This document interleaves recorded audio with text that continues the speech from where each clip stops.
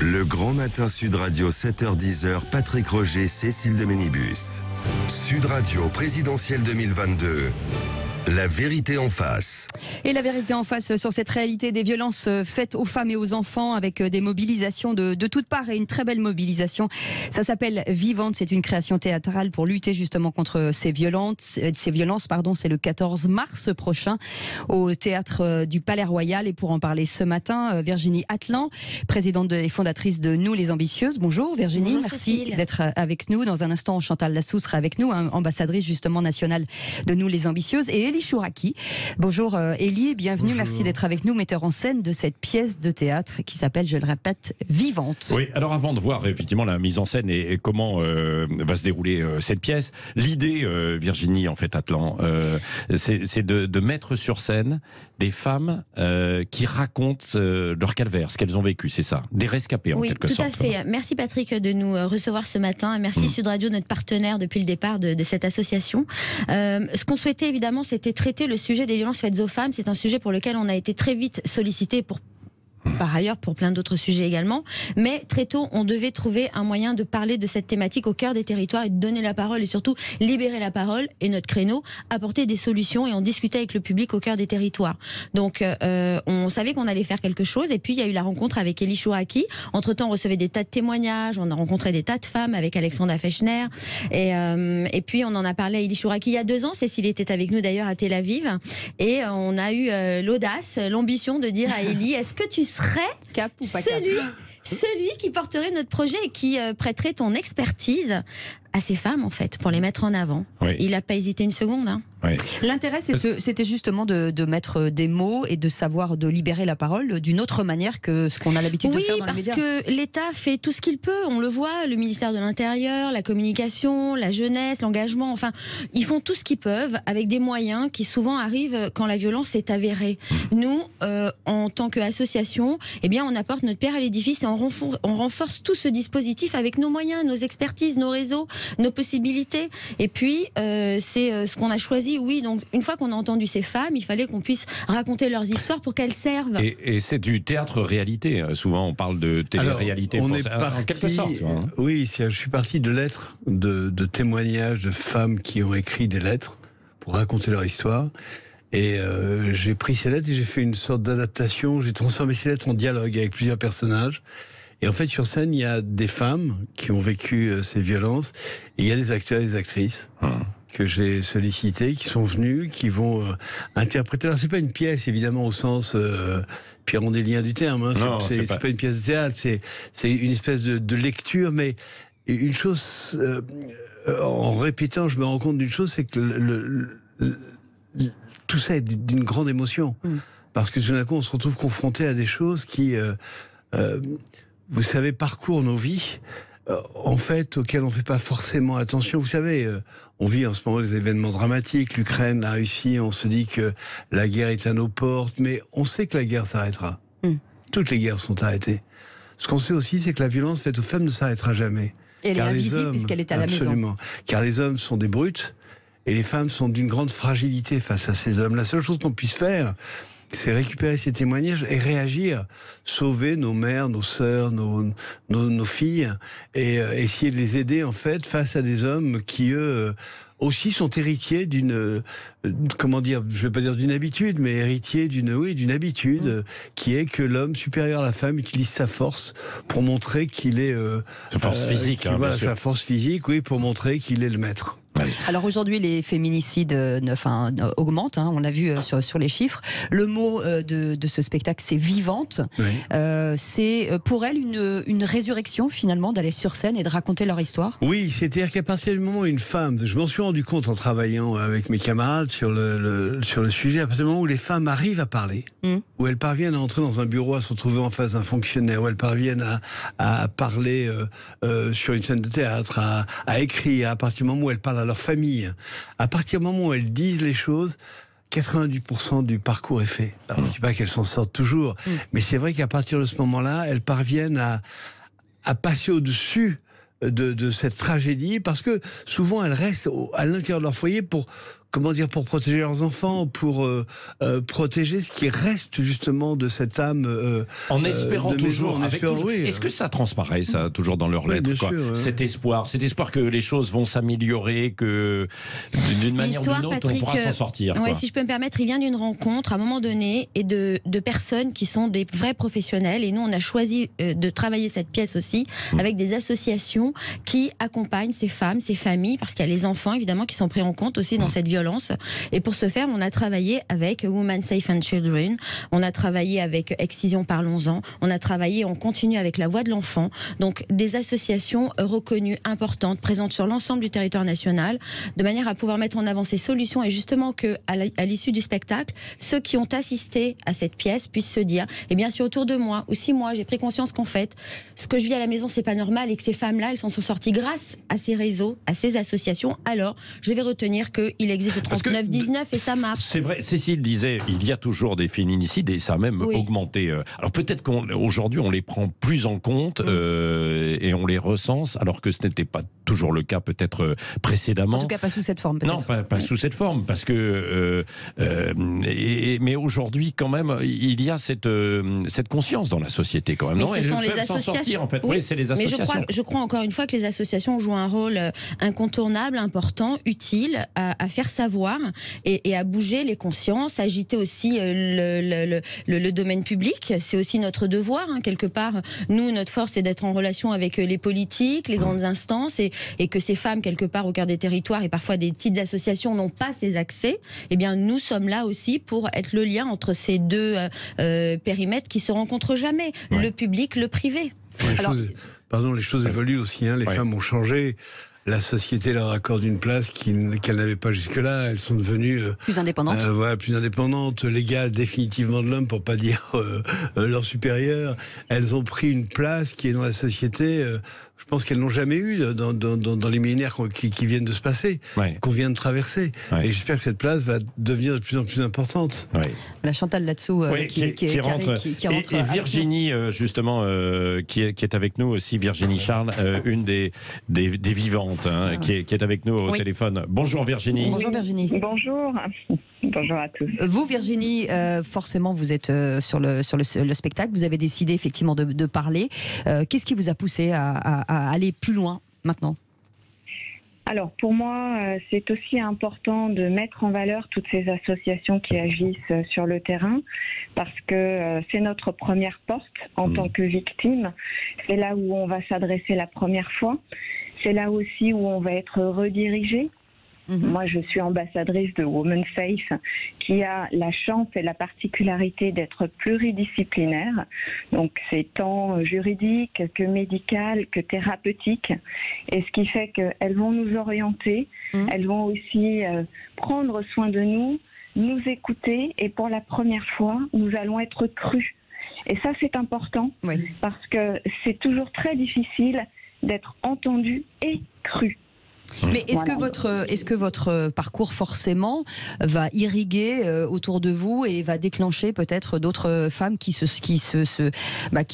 vont vous regarder, vous entendre, vous écouter et se dire qu'elles aussi elles peuvent parler? Alors, je pense que ce qui est important aussi, c'est de prendre conscience qu'on est dans un climat de violence. C'est pas toujours le cas. Certaines femmes n'ont pas conscience que ce qu'elles vivent au quotidien, c'est une forme de violence.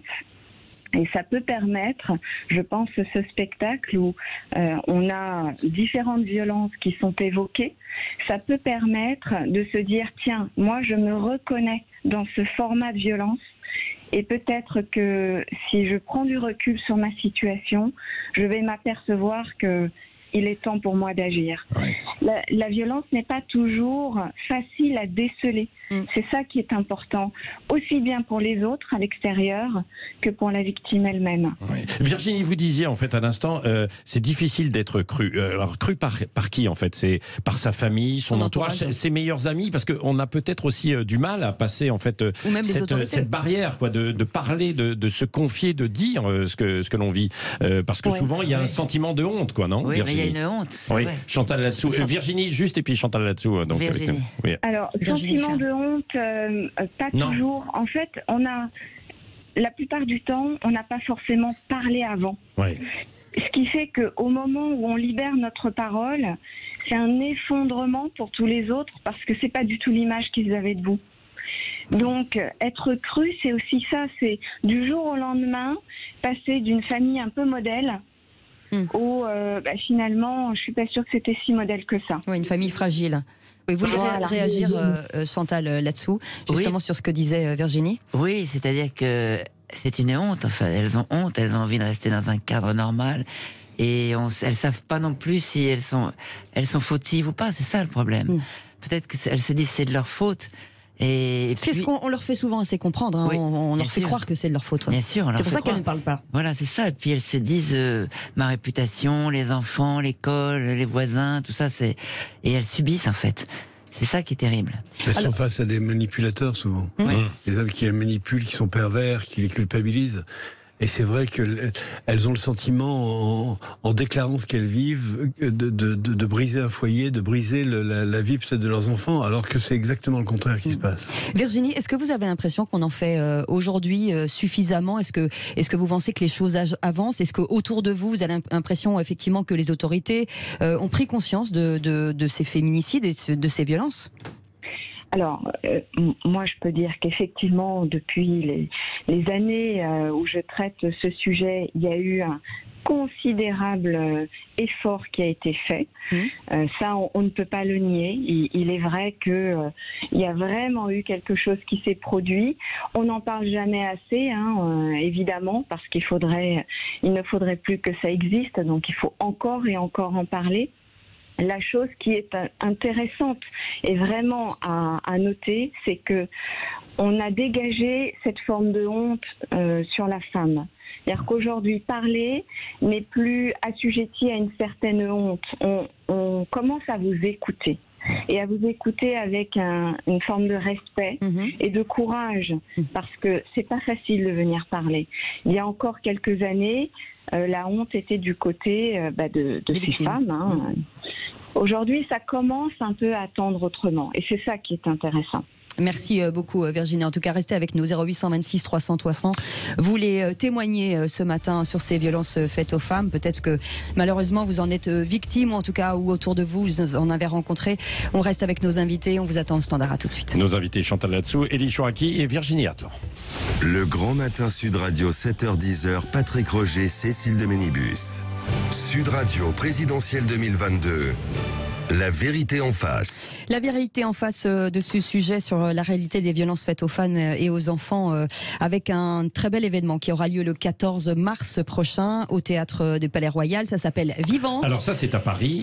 Virginie Atlan nous dira tout à l'heure que le train va partir après, quoi, si je puis dire. Absolument. Et j'en profite pour rebondir avec vous parce que nous sommes avec Virginie Atlan, présidente fondatrice de Nous les Ambitieuses, notre amie bien sûr qu'on adore, Chantal Latsou, ambassadrice nationale de Nous les Ambitieuses. Non, moi je l'adore pas parce qu'elle n'a pas voulu de mon café. Bon, c'était une parenthèse. Elle met pas de sucrète. Et Élie Chouraki, metteur en scène de la pièce de théâtre Vivante. On va juste parler de la façon de s'inscrire, parce que voilà, c'est important de le dire aussi. On a fait le choix d'offrir ce spectacle, évidemment, pour que ce soit pas un frein pour celles et ceux qui ont besoin d'apprendre et de connaître les solutions qu'on va mettre en avant et de partager. Du coup, évidemment, rien n'est gratuit. Grâce à nos mécènes qui nous accompagnent, on a la possibilité d'offrir les places. Donc, cette entrée libre, mais quand même sur réservation. Donc on a un RSVP. Il faut réserver ses places sur vivante@nouslesambieuses.com. Vivante avec un S. Si on n'a oui, pas vivante au pluriel. Si on n'a pas d'ordinateur. On nous fait un message privé. Non, ça veut dire qu'on voit pas non plus nos messages. On passe par les gens qui en ont. On va voir quelqu'un. Enfin. Mais c'est vivante. Chantal, on va laisser votre numéro de portable. Oui, voilà, faut finir. Alors 06 92 13. Chantal, vous qui êtes ambassadrice justement de cette belle association, qu'est-ce qui finalement c'est le cœur des femmes qui parlent en écoutant les autres? Bien sûr, c'est important. C'est important, elles sont tellement malheureuses, elles n'osent pas parler, et par l'humour aussi, elles se sentent peut-être plus libres aussi, c'est-à-dire elles peuvent parler souvent, en sortant de spectacle, on voit des femmes qui ont envie de parler parce que on ouvre des portes. L'humour, ça fédère. Ça fédère. Ouais. Et ça libère. Et ça libère. Voilà, c'est ça. Y compris sur des sujets. Non, mais c'est vrai. pour ça. Non, mais Chantal là-dessous, y compris sur des sujets sérieux comme ça. C'est plus facile de sensibiliser à travers en fait. Complètement, on peut faire passer des choses. Mais c'est comme tout en fait. Dès qu'on est hors cadre, évidemment, c'est pas un commissariat. C'est comme nous, la rencontre avec les femmes, elle se libère plus facilement. Alors je voudrais insister sur le côté aussi de ces ambassadrices, qu'elles soient dans l'association, comme Cécile, Daniel, Luana Belmondo, Alexandra Fechner, Linda Hardy, j'espère n'oublier Daniel Evenou évidemment, Vanessa Demouy. Vanessa Demouy également engagée dans l'association. Et je voudrais dire que le fait d'avoir Élie Chouraki, Alexandra Fechner, qui sont des experts dans ce milieu de création de spectacles, ça nous permet de ramener aussi sur scène des actrices et des acteurs de renom qui vont porter la voix de ces femmes sur scène. Et ce côté populaire, évidemment, va nous aider parce que, on va pas se mentir, le fait que ce soit des actrices et des acteurs sur scène, évidemment, ça encourage le public à venir voir Daniel, à venir voir Chantal sur scène et les voir dans un environnement pour lequel ils les attendent pas. Alors, est-ce que, Élie, tu peux nous dire qui sont ces actrices et ces acteurs? Non, mais et parmi ces acteurs, il n'y a pas d'hommes sur scène. Bien sûr qu'il y a des hommes. Non, mais c'est la question que je voulais vous poser. Vous l'avez posée, bravo. Je vous félicite. Et le rôle en fait de ces hommes justement face à ces femmes. Mais vous savez, la violence faite aux femmes concerne autant les femmes que les hommes. Parce que certains hommes en sont aussi victimes. Si vous êtes un enfant, que vous voyez votre père agresser votre mère, ce sont des marques qui vous resteront pour la vie. C'est un comportement que vous allez peut-être adopter à votre tour et contre lequel vous êtes obligé de vous défendre. Vous pensez que c'est la normalité. Donc ça, c'est des vies qui se détruisent. Donc c'est très important. Moi, je voulais absolument que ces lettres de femmes soient aussi lues par des hommes. Ce dialogue entre femmes soit aussi lu par des hommes. On a Caterina Murino, Stanley Weber, il y a Julie Debona, Caroline Vigneault, il y a Marc Grossi, Daniel Evenou, bien sûr, Rebecca Hazan, il y a Christian Charmetan, Virginie Ledoyen et Chantal là-dessous, ici présent. Qui n'est pas un homme, contrairement à ce qu'on peut penser le matin. Mais vous savez, je vais vous dire quelque chose. Je suis très reconnaissant à ces acteurs et à ces actrices de participer au spectacle parce que on a eu, en fait, il faut dire les choses, on a eu beaucoup, non pas de refus, mais on a eu beaucoup de réticence. De réticence avec... Mal à l'aise, peut-être? Voilà, parce que c'est un sujet qui est compliqué. Pour les hommes et pour les femmes, de venir sur une scène, de parler de ça avec la crudité dans laquelle je les mets face au public, c'est vrai que c'est pas si simple d'exprimer quelque chose qui peut peut-être vous bouleverser au plus profond de vous-même, de donner de soi une vision qui est pas forcément la vision lisse qu'on est habitué à voir. Et je trouve qu'il y a une forme de courage. Alors évidemment pour les vivantes qui vont être sur scène aussi, puisqu'il y en aura des femmes qui ont vécu des expériences terribles. Mais c'est aussi une forme de courage pour les actrices et les acteurs qui sont là, d'être sur cette scène pour montrer les choses telles qu'elles vont montrer. Alors je reviens sur Daniel Evenou, donc qui est sur scène, qui elle est très courageuse puisqu'elle va parler de son propre, de ses propres douleurs vis-à-vis de ce qu'elle a vécu, de ce qu'elle a subi. Absolument. Écoutez, ça c'est. Mais Daniel est courageuse. C'est une femme. C'est une femme battante. C'est une femme qui s'est sortie d'une situation difficile. Et voyez, c'est plus une toute jeune femme, on peut le dire sans l'offenser. Et elle nous parle de quelque chose qui lui est arrivé quand elle était enfant. Et elle en parle avec une émotion terrible. Ça veut dire que ce qui arrive quand on a 7-8 ans à une petite fille, parce qu'on parle de ça justement, ce qui est arrivé à une petite fille, la femme de 70 ans s'en souvient encore et le porte, et le porte dans sa chair et le portera toujours dans sa chair. En tout cas, ça fait réagir au 0826 300 300 Sabine, ce que vous venez de dire. Sabine qui nous appelle de 7. Bonjour Sabine. Bonjour Sabine. Oui, bonjour messieurs dames. Sabine, j'ai envie de vous dire quelque chose, j'ai envie de vous souhaiter un bon anniversaire. Merci. C'est l'anniversaire de Sabine. Vous saviez pas, je suis surpris. Tout ça c'était prémédité, non, pas du tout. Voilà. Sabine, on vous écoute, vous vouliez témoigner ce matin. Oui, témoigner peut-être des violences. Alors je sais pas trop parce que bon, moi j'ai subi une agression sexuelle il y a quelques années. J'ai porté ma croix pendant 11 ans et demi de bagarre. Ouais. C'est pas facile, mais je pense qu'il faut. Alors c'est pas facile, c'est très dur. Pardon Sabine, vous dites 11 ans et demi de bagarre pour qu'on reconnaisse ce qui vous est arrivé ou pour pouvoir le dire? Non, pour le dire, je l'ai dit très rapidement parce que je suis quelqu'un qui, en général, se laisse pas faire. D'accord. Mais 11 ans et demi de procédure judiciaire. D'accord. Et aujourd'hui ? Aujourd'hui, il me reste que la partie administrative qui est toujours pas réglée à ce jour. Mais sinon, au niveau pénal, c'est 0-0 la balle au centre. C'est-à-dire que il a été condamné puis reconnu innocent et il s'est retourné contre moi et moi j'ai été innocentée à mon tour. Donc si vous voulez, on arrive à 0-0. Ça, c'était votre compagnon, votre mari. C'était mon chef. Ah, votre chef, oui, d'accord, c'était une agression, oui. Ah oui. Harcèlement, effectivement, harcèlement et agression sexuelle. Oui, tout à fait. C'est ça, oui. Et vous allez relancer l'affaire? Comment aujourd'hui vous en êtes où? Vous avez envie de quoi, psychologiquement? Aujourd'hui, j'aimerais que ça se termine au niveau administratif, puisque ma carrière a été stoppée, puisque je suis fonctionnaire en plus, donc ça m'a pas aidé. Ouais. Donc j'attends de reconnaître ça, j'espère que ça le sera bientôt, j'attends toujours, depuis 2008. Donc après, il faut pas. C'est vrai que c'est très lent, mais je pense qu'il faut le faire, c'est nécessaire. Donc il faut absolument parler, il faut absolument se battre.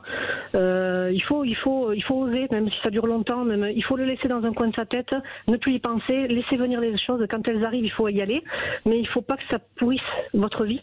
Donc pour ça, il faut vraiment le laisser dans un coin de la tête assez lointain et continuer d'avancer. Après, chacun son caractère, on n'est pas toutes pareilles. Oui, mais si plus de personnes parlaient, parce qu'en même temps que moi, j'ai eu cette histoire, il y a quelqu'un qui s'est fait agresser en même temps par la même personne, alors qu'on était en train de faire quelque chose. Cette dame n'a pas osé parce qu'elle avait des enfants, et si elle avait osé, c'était gagné. Donc, si vous voulez, il faut vraiment oser. Et ça suffit, quoi. Il faut avoir du courage. Hein. Non, mais c'est vrai qu'on a toujours peur du qu'en dira-t-on, Élie Chouraki. Alors, on dit toujours que la parole se libère sur les réseaux sociaux, mais on oublie souvent ces femmes en ruralité. Non, il y a beaucoup de silence. Il y a beaucoup de, en ruralité qui ne peuvent pas parler parce que c'est difficile. Oui, partout, même dans tous les milieux, je pense. Oui, non, c'est une plaie parce que, en fait, le silence c'est la mort. Mais dans toutes les situations, mais en particulier dans celle-là, c'est-à-dire le silence, se taire, c'est la mort, c'est mourir. C'est pour ça que notre devoir à tous, c'est lorsqu'on a un soupçon, lorsqu'on a lorsqu'on voit quelque chose qu'on ne comprend pas, quelqu'un qui change, voilà, peut-être qu'il faut aller vers les femmes aussi et leur dire: est-ce que tu as besoin d'aide, est-ce que je peux faire quelque chose pour toi? Tu sais qu'il y a c'est ce qu'on fait nous d'ailleurs, voilà, en ce moment. Tu sais qu'il y a des façons de parler, d'aller voir la police, d'aller voir des associations, qu'il y a des façons de se sortir de ce que tu crois être une normalité qui n'en est pas du tout une. Et donc les choses qui ont évolué, parce que c'est vrai que par exemple dans le domaine judiciaire et au cinéma, ces questions étaient traitées de cette manière il y a une vingtaine ou une trentaine d'années. Souvent on parlait de crime passionnel, alors que c'était pas du crime passionnel. Vous savez, qui est moins puni un crime passionnel qu'un crime normal. Plus maintenant, Marc. Enfin si, maintenant. Non mais ça a évolué en fait à ce niveau-là. Mais c'est vrai, je vous parle de cette évolution de la société. Nous, on a été élevés dans une société totalement machiste où les femmes se taisaient. La violence faite aux femmes, quand j'étais un petit garçon, était une chose dont on parlait à peine. Et je vais même plus loin, elle était presque normale. C'est-à-dire qu'on trouvait que c'était normal qu'une femme qui veuille exprimer un sentiment prenne une baffe. On était dans... Mais il faut se souvenir de ça. Il faut se souvenir que les choses ont évolué très rapidement malgré tout, que les combats qui ont été menés par les pouvoirs publics, par les associations, par des gens comme moi et comme les associations avec Chantal c'est vrai que ces combats ont quand même fait changer les choses. Mais moi je me souviens très bien que c'était toujours dramatique, c'était toujours grave, mais on se disait c'est comme ça, voilà, dans les familles il y a le père qui dit ça, ou l'homme qui impose sa loi, et c'est normal que les femmes se taisent. Et vous savez, on est dans une société extrêmement machiste, extrêmement...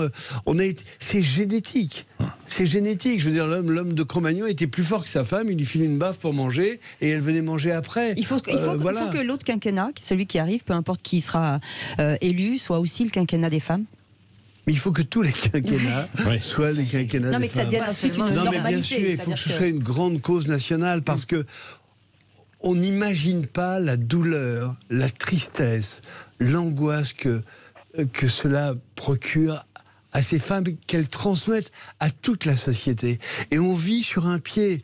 On vit en... Comment peut-on imaginer que on laisse sa mère être frappée, qu'on laisse sa sœur être frappée, qu'on laisse sa fille être martyrisée, maltraitée, violée, juste parce que nous, les hommes, parce que nous, les sociétés, n'avons pas encore les moyens complets pour réagir.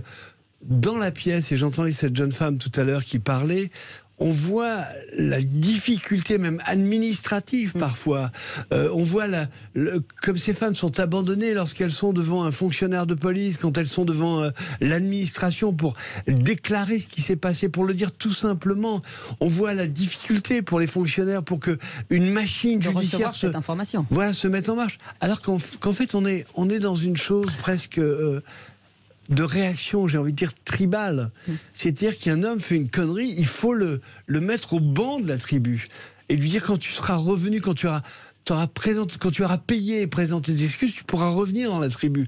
Donc c'est vraiment une démarche qui doit entrer dans notre ADN pour devenir éternel et universel. Oui, je veux dire quand même qu'on a un soutien très fort évidemment de l'État. On est quand même soutenu dès la première heure par le ministère de l'Intérieur, Gérald Darmanin, mais par Marlène Schiappa qui a apporté son soutien à la pièce, mais aussi par le ministère de la Culture avec Roselyne Bachelot, et puis par Sarah El Haïry également avec le ministère de l'Engagement et de la Jeunesse. Enfin, tous sont très sensibles et à nos côtés pour faire en sorte que ça bouge. Donc il y a une volonté. C'est le 14 mars, RSVP, donc il faut vivante@nouslesambizieuses.com ou sans Internet. Et puis ensuite, ce spectacle sera joué un peu partout en région. Après on part en région sud, ensuite à Bordeaux, et puis on fera évidemment au cœur des territoires tout ce qu'on peut faire évidemment. Et je rappelle les numéros, c'est le 17, le 114 ou le 3919 si vous êtes forcément victime de ces violences. Merci d'avoir été avec nous. Virginie Atlan, Elie Chouraki et Chantal Latsou qui nous a confirmé que pas de sucrète.